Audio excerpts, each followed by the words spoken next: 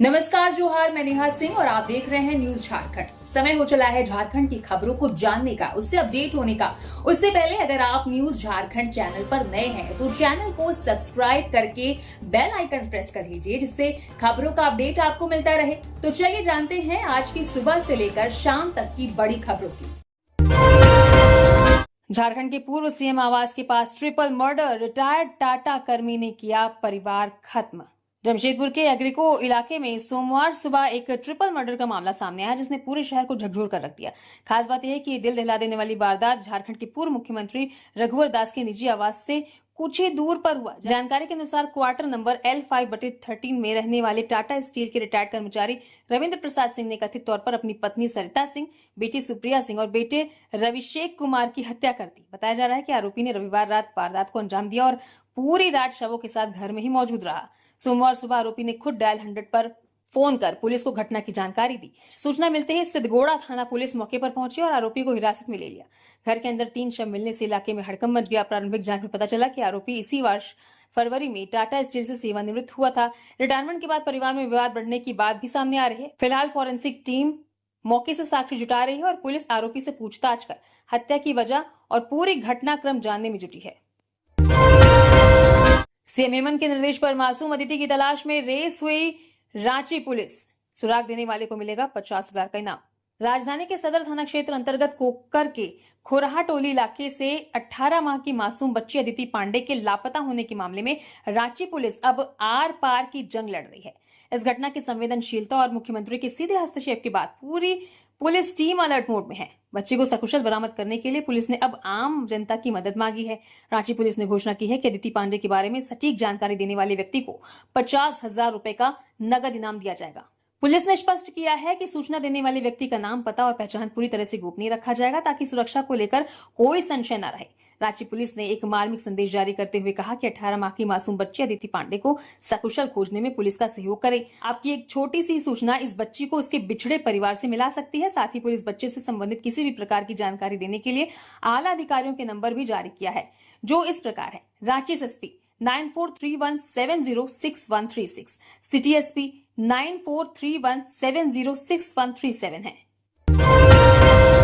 स्थानीय नियोजन और पर्यावरणीय सुरक्षा की मांग पर गुवा में चक्का जाम, सेल प्रबंधन के खिलाफ ग्रामीण एकजुट।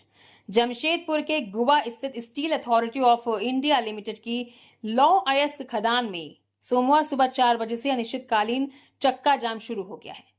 मुंडा मानकी संघ के बैनर तले चल रहे इस आंदोलन में आसपास के गांव के ग्रामीण बड़ी संख्या में शामिल हैं।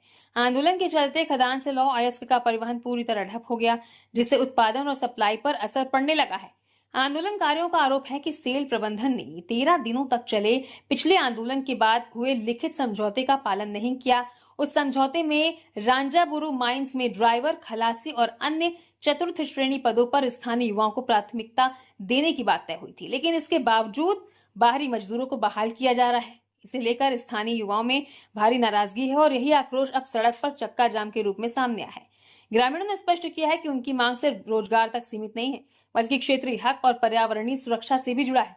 उनका कहना है कि गुवा सेल परियोजना में कम से कम 500 स्थानीय युवाओं को रोजगार दिया जाए और झारखंड सरकार की 75% स्थानीय नियोजन नीति को सख्ती से लागू किया जाए। इसके साथ ही कारो नदी में बह रहे लाल पानी को तुरंत रोके जाने की भी मांग की गई है, जिसे लेकर ग्रामीणों में लंबे समय से नाराजगी बनी हुई है। झारखंड के 20 जिले में 50 किलोमीटर प्रति घंटे की रफ्तार से चलेगी हवा। 16 मई तक बारिश, वज्रपात का अलर्ट और कहीं कहीं बूंदाबांदी। राज्य में आज से 16 मई तक मौसम का मिजाज बदला हुआ रहेगा। आज दोपहर बाद से ही राज्य के अधिकतर जिलों में बादल छाए रहेंगे। बारिश भी हुई है। राज्य के पलामू, गढ़वा, चतरा और लातेहार को छोड़कर बाकी सभी 20 जिलों में कहीं कहीं हल्के से मध्यम दर्जे की वर्षा होने की संभावना है। रांची, बोकारो, गुमला, हजारीबाग, खूंटी, रामगढ़, लोहरदगा, कोडरमा और धनबाद सहित मध्य झारखंड के जिलों में बादलों की आवाजाही के साथ बारिश के आसार हैं। वहीं पूर्वी सिंहभूम, पश्चिमी सिंहभूम, सिमडेगा और सरायकेला खरसावा जैसे दक्षिण जिलों में भी बादल छाए रहेंगे। कुछ स्थानों पर वर्षा हो सकती है। देवघर, दुमका, जामताड़ा, गोड्डा, पाकुड़ और साहिबगंज में भी मौसम ऐसा ही बना रहेगा। मंगलवार को भी यही स्थिति बनी रहेगी। हालांकि पलामू, गढ़वा, चतरा, लातेहार को छोड़कर बाकी हिस्सों में हल्की से मध्यम दर्जे की बारिश हो सकती है। 13 मई को राज्य के लगभग सभी क्षेत्रों में आंशिक बादल छाए रहेंगे। कई जगहों पर बारिश के आसार हैं। 14 मई को उत्तर पश्चिमी हिस्सों को छोड़कर शेष जिलों में बारिश की गतिविधियां जारी रहेंगी।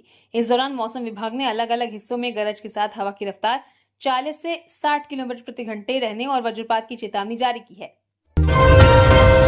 बारात से लौट रहा पिकअप वैन खेत में पलटा, 12 वर्षीय बच्चे समेत 2 की मौत। पश्चिमी सिंहभूम जिले के मनोहरपुर थाना क्षेत्र में सोमवार तड़के बड़ा सड़क हादसा हो गया। यहां बारातियों से भरा एक पिकअप वाहन अनियंत्रित होकर सड़क से नीचे खेत में पलट गया।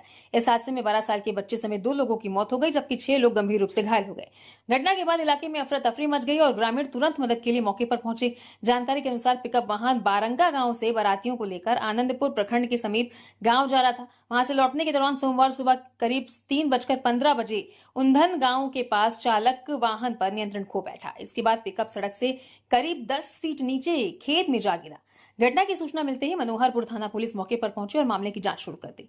सभी घायलों को स्थानीय ग्रामीणों की मदद से तुरंत मनोहरपुर सामुदायिक स्वास्थ्य केंद्र पहुंचाया गया, जहां डॉक्टरों ने 2 लोगों को मृत घोषित कर दिया, जबकि बाकी घायलों की हालत गंभीर होने के कारण प्राथमिक उपचार के बाद बेहतर इलाज के लिए रेफर कर दिया गया। मृतकों में बारंगा निवासी रोहन गोप और गोपीपुर निवासी दशरथ सरदार शामिल हैं। वहीं घायलों की पहचान सूरज महतो, शिशुपाल मोदी, राहुल गोप, गोपी मोदी, सौरभ लोहार और सुरेश गोप के रूप में हुई है। फिलहाल पुलिस हादसे के कारणों की जांच कर रही है। दनुआ घाटी में फिर हादसा, आपस में टकराई 6 गाड़ियां। आधी रात घाटी में मची अफरा तफरी, कई लोग हुए घायल। 3 घंटे बंद रहा हाईवे। हजारीबाग जिले के चौपारण थाना क्षेत्र स्थित दनुआ घाटी में रविवार रात करीब 11 बजे एक भीषण सड़क हादसा हुआ, जिसमें आधा दर्जन वाहन आपस में टकरा गए। मौत की घाटी के नाम से कुख्यात इस स्थान पर हुई इस दुर्घटना में दर्जनों लोग घायल हो गए। हादसे की भयावहता का अंदाजा इसी बात से लगाया जा सकता है कि एक वाहन सड़क किनारे पलट गया, जबकि कई अन्य वाहनों के अगले हिस्से पूरी तरह क्षतिग्रस्त हो गए। सभी वाहन झारखंड से बिहार की ओर जा रहे थे। टक्कर के बाद घाटी क्षेत्र में अफरा तफरी मच गई। जीटी रोड पर वाहनों की लंबी कतारें लग गई, जिससे यातायात पूरी तरह ठप हो गया। प्रारंभिक जांच के अनुसार दुर्घटना का कारण तेज रफ्तार और घाटी में वाहनों का अत्यधिक दबाव माना जा रहा है। घटना की सूचना मिलते ही आसपास के ग्रामीण मौके पर पहुंचे और घायलों की मदद में जुट गए। वहीं चौपारण थाना प्रभारी पंकज कुमार तथा चेक पोस्ट प्रभारी नितिन कुमार भी घटना स्थल पर पहुंचे। 2 साल बाद जेल से बाहर आएंगे आलमगीर आलम, सुप्रीम कोर्ट ने दी जमानत। टेंडर कमीशन घोटाले में हुए थे गिरफ्तार। टेंडर कमीशन घोटाला मामले में गिरफ्तार किए गए पूर्व ग्रामीण विकास मंत्री आलमगीर आलम 2 साल बाद जेल से बाहर आएंगे। सुप्रीम कोर्ट ने उन्हें जमानत दे दी है। आज सुप्रीम कोर्ट में जस्टिस एम सुंदरेश्वर और जस्टिस एन कोटेश्वर सिंह की बेंच में जमानत याचिका पर सुनवाई हुई। इससे पहले उन्होंने झारखंड हाईकोर्ट में जमानत के लिए अर्जी दी थी, जिसे 11 जुलाई 2025 को जमानत याचिका को खारिज करते हुए उन्हें जमानत देने से इंकार कर दिया गया था, जिसके बाद उन्होंने सुप्रीम कोर्ट का रुख किया। कांग्रेस के वरिष्ठ नेता आलमगीर आलम हेमंत सोरेन की पूर्ववर्ती सरकार में ग्रामीण विकास विभाग के मंत्री थे। टेंडर कमीशन घोटाला मामले में 15 मई 2024 की शाम मंत्री आलमगीर आलम को ईडी ने गिरफ्तार किया था। इसके पहले उनसे 14 और 15 मई को कुल मिलाकर करीब 14 घंटे पूछताछ की गई थी। कोडरमा में सड़क हादसा, 10 लोग घायल। तीखे मोड़ पर गाड़ी से चकमा देने पर वाहन पेड़ से टकराया। गयाजी से देवघर जा रहा था परिवार। कोडरमा जिले के सतगावा थाना क्षेत्र में रविवार देर रात एक सड़क हादसे में 10 लोग घायल हो गए। खूंटा के पास बरियारपुर मोड़ पर एक 4 पहिया वाहन दुर्घटनाग्रस्त हो गया।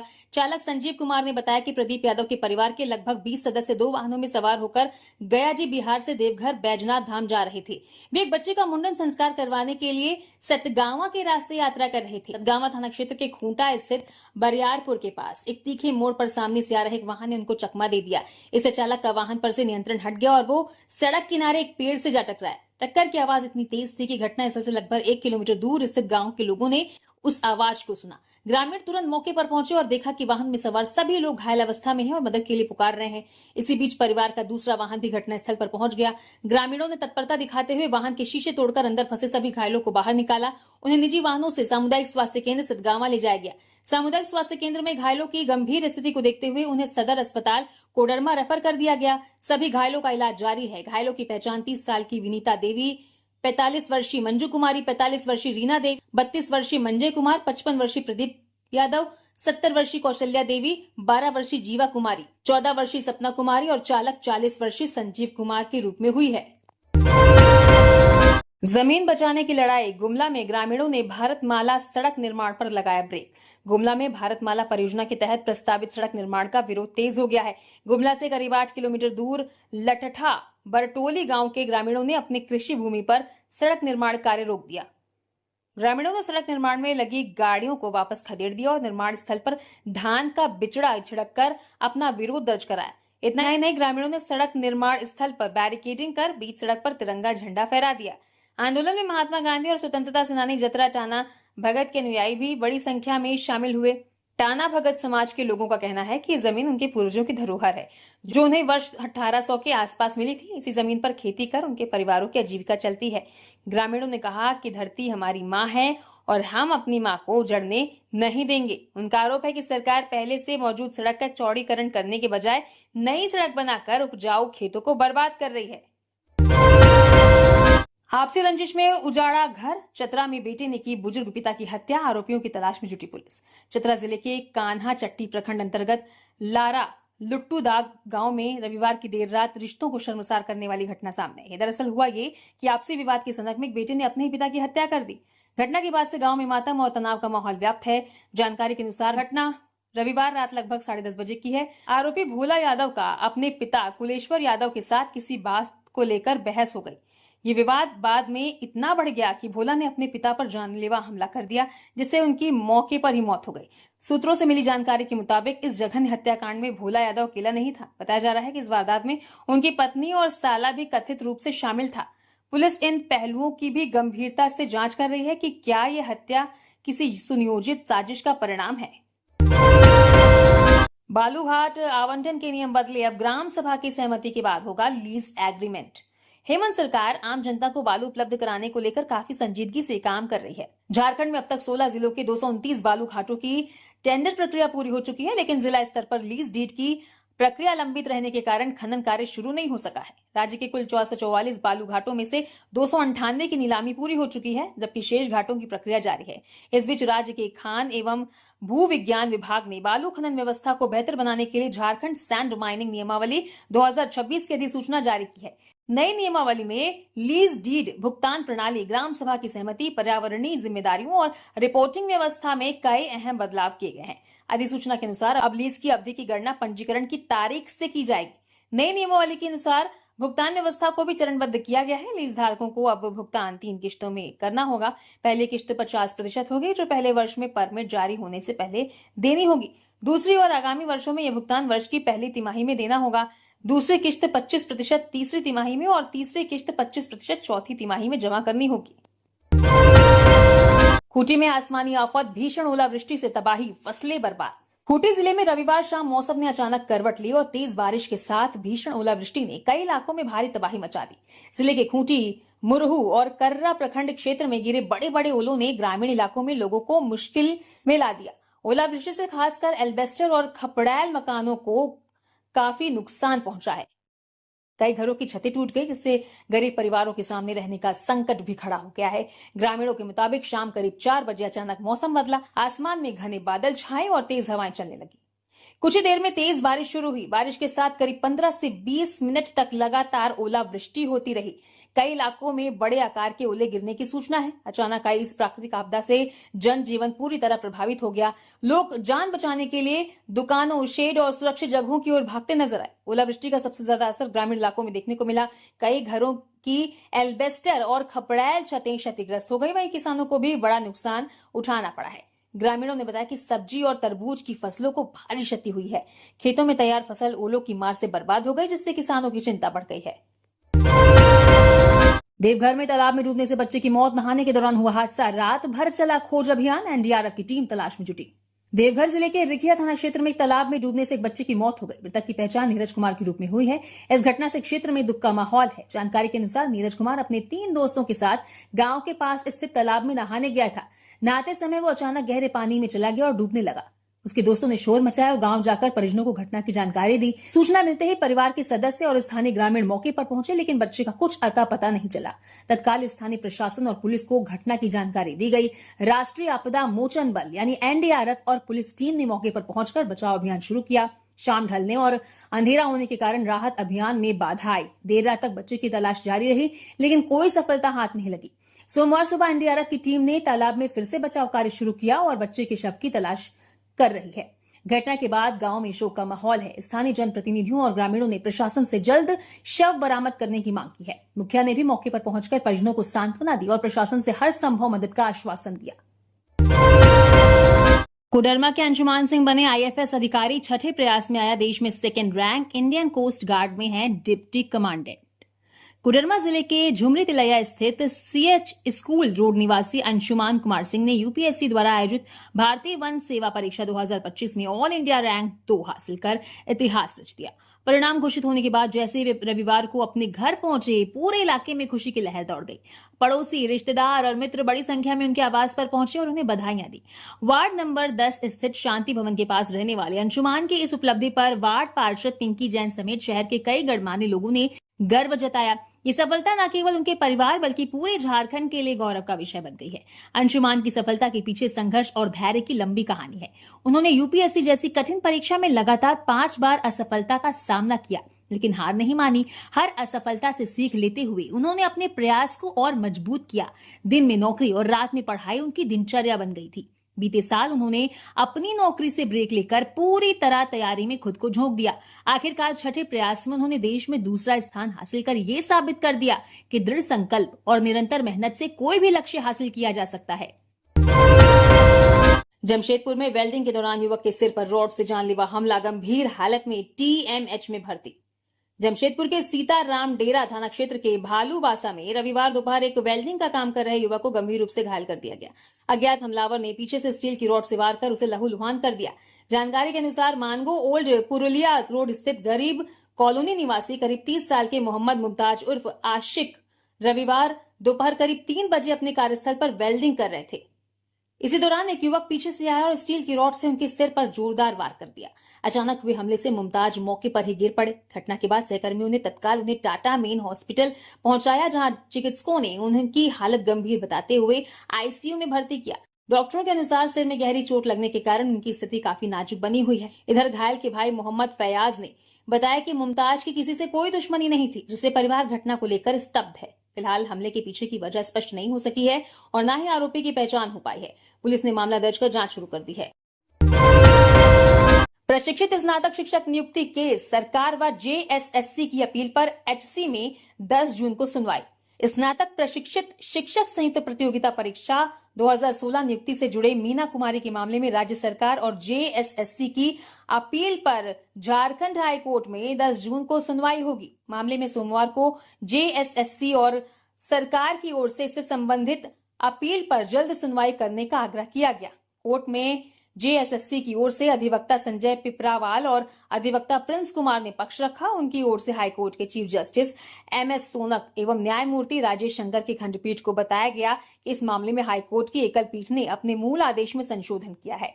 यह संशोधन तब हुआ है जब हाईकोर्ट में अपील पर सुनवाई लंबित है।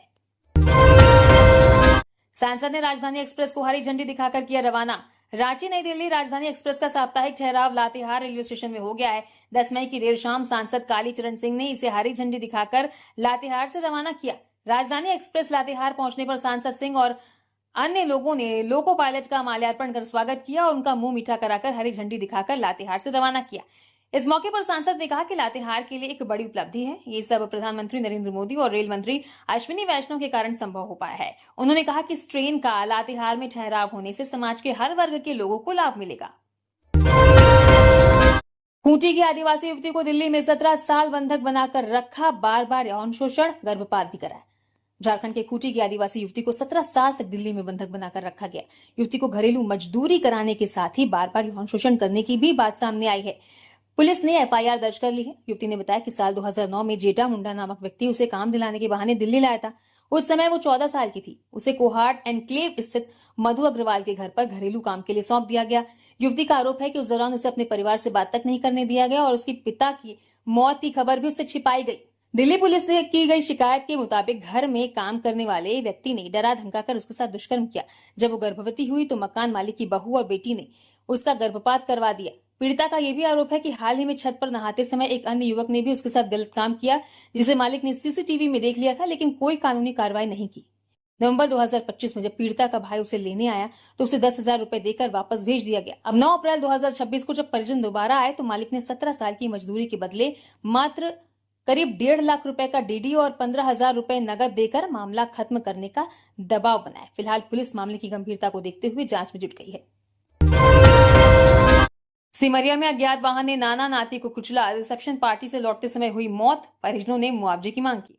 चतरा जिले के सिमरिया थाना क्षेत्र में रविवार देर रात एक सड़क हादसे में नाना और नाती की मौत हो गई। बगरा स्थित कसारी मोड़ के पास एक अज्ञात वाहन ने लूना सवार दोनों को टक्कर मार दी। यह घटना रविवार रात करीब 10 बजे की है। मृतकों की पहचान बरियातू थाना क्षेत्र के जबरा निवासी 60 साल के सुकर प्रजापति और उनके 14 वर्षीय नाती आलोक प्रजापति के रूप में हुई है। आलोक कान्हा चट्टी थाना क्षेत्र के चिरीदिरी गांव का रहने वाला था और अपने नाना के घर आया हुआ था। सुकर प्रजापति अपने नाती आलोक के साथ जिरुआ खुर्द पंचायत के सलगी गांव में एक रिश्तेदार के घर रिसेप्शन पार्टी में शामिल होने गए थे। समारोह से लौटने के दौरान वे लूना मोटरसाइकिल पर सवार होकर अपने घर जबरा लौट रहे थे। सिमरिया के कसारी मोड़ के पास पहुंचते ही विपरीत दिशा से आ रहा एक अज्ञात वाहन ने उनकी मोटरसाइकिल को टक्कर मार दी। टक्कर के बाद दोनों सड़क पर गिर गए और मौके पर ही उनकी मौत हो गई। मृतकों के परिजनों ने मुआवजे और दोषियों के खिलाफ कड़ी कार्रवाई की मांग की है। जामताड़ा में सुनसान इलाके में 7 घंटे में बन गया अंडरपास। भीड़भाड़ वाले इलाकों से सौतेला व्यवहार क्यों? जामताड़ा में भारतीय रेलवे ने रिकॉर्ड समय में अंडरपास निर्माण कर अपनी इंजीनियरिंग क्षमता का प्रदर्शन तो किया, लेकिन इस उपलब्धि के साथ विकास की दिशा को लेकर नई बहस भी छिड़ गई। बेवा बाईपास स्थित लेवल क्रॉसिंग गेट संख्या 8/SPL/E पर रेलवे ने महज 7 घंटे में सीमित ऊंचाई वाले अंडरपास का निर्माण कर दिया। रविवार सुबह 7:40 पर शुरू हुआ कार्य दोपहर 3 बजे तक पूरा कर लिया गया। रेलवे अधिकारियों ने इसे तकनीकी उपलब्धि बताया, लेकिन स्थानीय लोगों का कहना है कि विकास की ये रफ्तार उन इलाकों में दिखाई जा रही है जहां ट्रैफिक का दबाव बेहद कम है। स्थानीय नागरिकों और बुद्धिजीवियों का आरोप है कि रेलवे की प्राथमिकताएं जमीनी जरूरतों से मेल नहीं खा रही। मीरजाम और शहर के घनी आबादी वाले इलाकों में कई रेलवे फाटक ऐसे हैं जहां हर दिन एम्बुलेंस, स्कूली बसें और आम लोग घंटों जाम में फंसे रहते हैं। कई जगहों पर भौगोलिक स्थिति के कारण फ्लाईओवर बनाना संभव नहीं है। ऐसे में छोटे अंडरपास ही सबसे कारगर विकल्प माने जा रहे हैं। लोगों का कहना है कि रेलवे को उन स्थानों पर इस तरह की परियोजनाएं शुरू करनी चाहिए जहां जनता को सीधा लाभ मिले, न कि ऐसे सुनसान इलाकों में जहां ट्रैफिक का दबाव लगभग न के बराबर है। शिवशंकर ज्वेलर्स डकैती कांड में बड़ी सफलता, जमीन में छिपाकर रखे जेवर बरामद। रामगढ़ जिले के रजप्पा थाना क्षेत्र में बीते 21 अप्रैल को ज्वेलरी शॉप में हुई डकैती मामले में पुलिस को बड़ी सफलता मिली है। गुप्त सूचना के आधार पर जमीन में गाड़कर रखे हुए सोने चांदी के जेवरात बरामद कर ली गई है। इस मामले में पुलिस ने 2 आरोपियों को भी गिरफ्तार किया है। जानकारी के अनुसार बीती 21 अप्रैल को चितरपुर रजप्पा मोड़ स्थित शिव शंकर ज्वेलर्स में दिन दहाड़े डकैती हुई थी।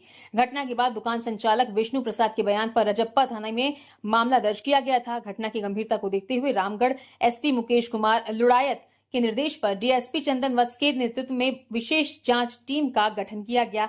गठित टीम ने 24 अप्रैल को 7 अपराधियों को गिरफ्तार कर जेल भेज दिया और उनके पास से लूटे गए करीब 180 सोना चांदी के सामान, हथियार, कारतूस, बाइक, कार और मोबाइल फोन बरामद किए। विष्णुगढ़ बच्ची हत्या केस, हजारीबाग पुलिस की अनुसंधान पूरी होने के बाद हाईकोर्ट में होगी सुनवाई। हजारीबाग के विष्णुगढ़ में 12 साल की बच्ची के साथ हत्या मामले में कोर्ट के स्वतः संज्ञान से दर्ज जनहित याचिका पर झारखंड हाईकोर्ट ने सोमवार को सुनवाई की। मामले में राज्य सरकार की ओर से प्रस्तुत की गई केस डायरी, FSL जांच रिपोर्ट और बच्ची की मृत्यु समीक्षा रिपोर्ट का कोर्ट ने अवलोकन किया। इसके बाद हाईकोर्ट के न्यायमूर्ति सुजीत नारायण प्रसाद अध्यक्षता वाली खंडपीठ ने कहा कि कोर्ट मामले में पुलिस के अनुसंधान पूरी होने का इंतजार करेगी। उसके बाद कोर्ट इस प्रकरण में आगे की सुनवाई करेगी। अगली सुनवाई जून माह में होगी। बता दें कि हजारीबाग में 12 साल की बच्ची की हत्या मामले में झारखंड हाईकोर्ट ने स्वतः संज्ञान लिया है। पिछली सुनवाई में कोर्ट ने सरकार से FSL रिपोर्ट एवं मृत्यु समीक्षा रिपोर्ट मांगी थी, जिसे आज कोर्ट को सौंप दिया गया। मामले की पहली सुनवाई के दौरान कोर्ट के समक्ष ये बात लाई गई थी कि ये मामला दिल्ली के निर्भया कांड की तरह है। इसमें बच्चे के प्राइवेट पार्ट के साथ भी अमानवीय व्यवहार किया गया है, जिस पर कोर्ट ने कहा था कि ये घटना मानवता को शर्मसार करने वाली है। शादी के रिसेप्शन से लौट रही स्कॉर्पियो पलटी, बहन के हाथों की मेहंदी उतरने से पहले उठा भाई का साया। साहिबगंज जिले के राजमहल थाना क्षेत्र के बर्मन कॉलोनी निवासी देबू राजवंशी के 28 साल के पुत्र दीपक राजवंशी की पश्चिम बंगाल के मालदा जिला अंतर्गत गाजोल में सड़क दुर्घटना में दर्दनाक मौत हो गई, जबकि 4 अन्य लोग गंभीर रूप से घायल हो गए।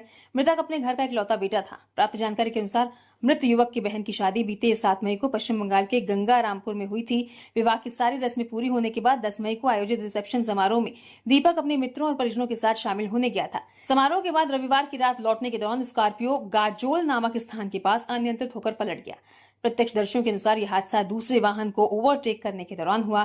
दुर्घटना इतनी भीषण थी कि दीपक राजवंशी की मौके पर ही मौत हो गई। वहीं वाहन चला रहे चालक जोए बर्मन और गाड़ी में सवार गणेश बर्मन, शक्ति बर्मन और अमित बर्मन गंभीर रूप से घायल हो गए। सभी घायलों की स्थिति अत्यंत चिंताजनक बताई जा रही है। बोकारो में 47 किलो गांजा बरामद। नया मोड़ बस स्टैंड से जब्त। बस से बिहार भेजने की थी तैयारी। बोकारो पुलिस ने नशे के खिलाफ बड़ी कार्रवाई करते हुए नया मोड़ बस स्टैंड से भारी मात्रा में गांजा बरामद किया है। पुलिस ने गुप्त सूचना के आधार पर छापेमारी कर लगभग 47 किलो गांजा जब्त किया, जिसकी अनुमानित कीमत 5 से 6 लाख रुपए है। इस मामले में शामिल तस्करों की तलाशी जारी है। जानकारी के अनुसार 9 मई की शाम पुलिस अधीक्षक नाथू सिंह मीणा को सूचना मिली थी कि बीएस सिटी थाना क्षेत्र स्थित नया मोड़ बस स्टैंड से बस के जरिए गांजे की एक बड़ी खेप बिहार भेजी जाने वाली है। सूचना मिलते ही एसपी के निर्देश पर सिटी डीएसपी आलोक रंजन के नेतृत्व में एक विशेष छापेमारी टीम का गठन किया गया। टीम ने नया मोड़ बस स्टैंड स्थित पवनसुत बस पड़ाव के चबूतरे पर संदिग्ध अवस्था में रखे 2 प्लास्टिक के बोरों की तलाशी ली। सिटी डीएसपी आलोक रंजन ने बताया कि जांच के दौरान दोनों बोरों से 47 पैकेट में बंधा लगभग 47 किलोग्राम गांजा बरामद किया गया। कोडरमा में ढाबे के पीछे मिला मजदूर का शव। बॉडी के पास मिला मोबाइल, कपड़े और सल्फास की गोली। पुलिस ने जांच शुरू की। कोडरमा जिले के सदर थाना क्षेत्र अंतर्गत झुमरी तिलैया जयनगर मुख्य मार्ग पर लाराबाद स्थित एक ढाबे के पीछे सोमवार सुबह एक अधेड़ व्यक्ति का शव मिलने से इलाके में सनसनी फैल गई। मृतक की पहचान कोडरमा थाना क्षेत्र के गहराई गांव निवासी 55 साल के रामजी यादव के रूप में हुई है। जानकारी के अनुसार पिपराडीह गांव के कुछ ग्रामीण रोज की तरह सुबह खेतों की ओर टहलने निकले थे। इसी दौरान उनकी नजर खेत में पड़े एक व्यक्ति पर पड़ी जो बेसुध अवस्था में था। पास जाकर देखने पर पता चला कि उसकी मौत हो चुकी है। इसके बाद ग्रामीणों ने तत्काल इसकी सूचना स्थानीय पुलिस को दी। सूचना मिलते ही कोडरमा पुलिस घटनास्थल पर पहुंची और शव को अपने कब्जे में लेकर जांच शुरू कर दी। घटनास्थल की तलाशी के दौरान पुलिस को मृतक का मोबाइल फोन, शर्ट, चप्पल और पानी की बोतल बरामद हुई। इसके अलावा सबसे अहम बात यह रही कि वहां से सल्फास की गोली का एक डब्बा भी मिला, जिसमें आधी टूटी हुई गोली मौजूद थी। इस बरामदगी के बाद मामले ने नया मोड़ ले लिया है। पुलिस अधिकारियों का कहना है कि सभी साक्ष्यों को ध्यान में रखते हुए मामले की गहनता से जांच की जा रही है। फिलहाल शव को पोस्टमार्टम के लिए भेज दिया गया है। पलामू 4 लेन पर हादसा, शिक्षक की पत्नी की मौत। मेदिनीनगर रांची मार्ग पर तेज रफ्तार बुलेट ने बाइक को टक्कर मारी। पलामू में मेदिनीनगर रांची 4 लेन पर रविवार रात हुए एक सड़क हादसे में एक शिक्षक की पत्नी की मौत हो गई। मृतका की पहचान सतबरवा थाना क्षेत्र के बारी गांव स्थित मिडिल स्कूल के शिक्षक मोहम्मद अशरफ अंसारी की पत्नी नसीमा खातून के रूप में हुई है। यह हादसा जोरकट टोल नाका के पास उस समय हुआ जब शिक्षक अपनी पत्नी और 5 साल की बेटी के साथ बाइक से अपने गांव झाबर लौट रहे थे। जानकारी के अनुसार पीछे से आ रही एक तेज रफ्तार अनियंत्रित बुलेट बाइक ने उनकी मोटरसाइकिल को जोरदार टक्कर मार दी। टक्कर इतनी भीषण थी कि नसीमा खातून उछलकर डिवाइडर से जा टकराई। सिर में गंभीर चोट लगने के कारण उनकी मौके पर ही मौत हो गई। शिक्षक मोहम्मद अशरफ अंसारी को पैर में हल्की चोटें आईं, जबकि उनकी 5 साल की बेटी सुरक्षित बच गई।